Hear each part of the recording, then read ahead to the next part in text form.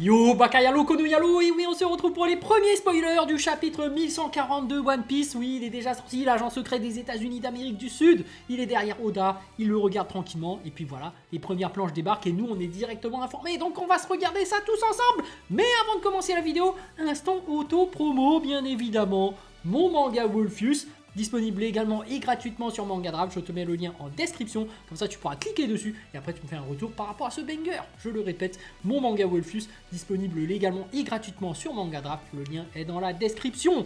Bref, on se regarde le chapitre 1142 One Piece, premier spoiler. C'est parti, let's go. Allez, on va voir ce qui va se passer entre Scopper Gaban et Luffy. Grosse bataille qui s'annonce, donc ça va être hyper bien. On va voir ce que ça va donner, hein, mon préfet. Chapitre 1140, Scopper Gaban. Oh, déjà le titre, c'est voilà, c'est le numéro 3. Luffy vs Scopper Gaban. Gaban domine le combat et frappe plusieurs fois Luffy. Boum! Voilà de la bonne bagarre. On aimerait bien voir ce qui va se passer. Bref, Luffy, frustré, active sa forme Gear 5. Enfin. J'ai envie de dire, s'il se faisait dominer depuis le début et qu'il n'avait pas sorti le Gear 5... bah c'est normal, hein. Bah oui. Faut passer aux choses sérieuses. En face de toi, c'est pas un rigolo. C'est Scopper Gaban. C'est le troisième du roi des pirates. Bon bref, Zoro rejoint Luffy pour... oh non. Du 2 contre 1, n'importe quoi. C'est quoi ça? C'est quoi cette arnaque? Zoro rejoint Luffy pour se battre. Mais Gaban abandonne soudainement et leur donne la clé. Bon. Bah après c'est de la triche. C'est quoi ça? 2 contre 1. On est où? Normalement, c'est 1 contre 1. Après, c'est vrai que un YC1 et un Yonko contre un autre qui est niveau je ne sais pas quoi, ça fait beaucoup quand même, mais bref. Bon. Gunko crée un cercle magique appelé Abyss. Attends, non, mais quand même, c'est un peu un pétard mouillé. C'est-à-dire que Gaban, il arrive. Moi, je m'attendais à ce qu'il donne une petite leçon à Luffy. En fait, non. Ça se termine juste comme ça. Je suis un peu déçu. Hein. Pas... bon, bref. Gunko crée un cercle magique appelé Abyss dans une forêt et invoque ensuite 2 nouveaux chevaliers divins. Oh, ça débarque en masse. Ça va être intéressant là. Dis donc, il y aura beaucoup d'ennemis, on dirait. Enfin, de plus, c'est cool. Le premier est Saint-Sommer de la maison Shepherd, la même famille que Jupiter des 5 doyens. Ah ouais, ils sont tous pistonnés là-bas quoi.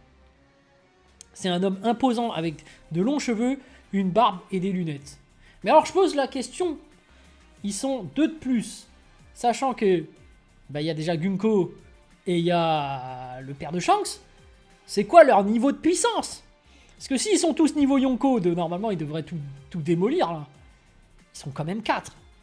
Donc non, je pense qu'ils ont niveau YC1 là, hein. C'est pour l'équilibre des forces. Parce que là, si c'est 9 Yonko, 9 chevaliers divins, c'est qu'ils auraient pu s'emparer de toute la planète d'un coup, en fait. Enfin bref, on va le voir par la suite quel niveau ils ont. À moins que c'est juste le père de Shanks, ou le frère, jumeau, peut-être que ces deux-là qui sont balèzes, mais là, faut qu'on m'explique quel est leur niveau, en fait.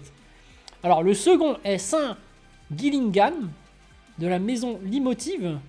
Il semble posséder le pouvoir mythique du Killin, car il apparaît sous une forme hybride humain-Killin. Alors Killin, est-ce que c'est le dragon? Le dragon électrique.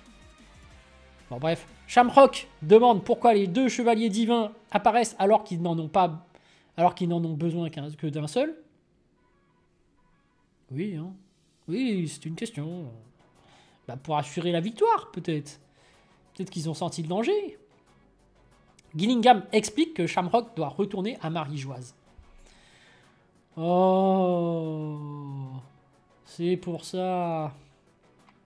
C'est pour te dire qu'en fait, Shamrock étant beaucoup plus puissant, lui il se barre et là il se tape les 3. Dommage, on le verra pas en action, ça veut dire. À la fin du chapitre, Shamrock annonce qu'ils organiseront un jeu à Elbaf.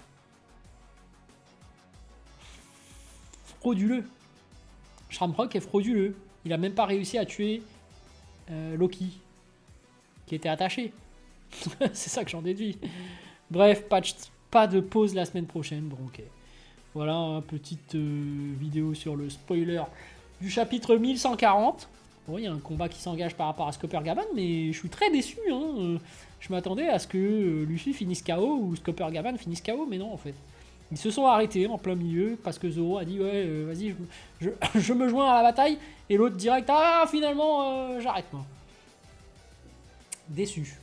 Bref, sur ce les amis, je vous dis donc à plus dans le bus, ou plutôt à plus tard dans le car, ou plutôt à bientôt dans le bateau.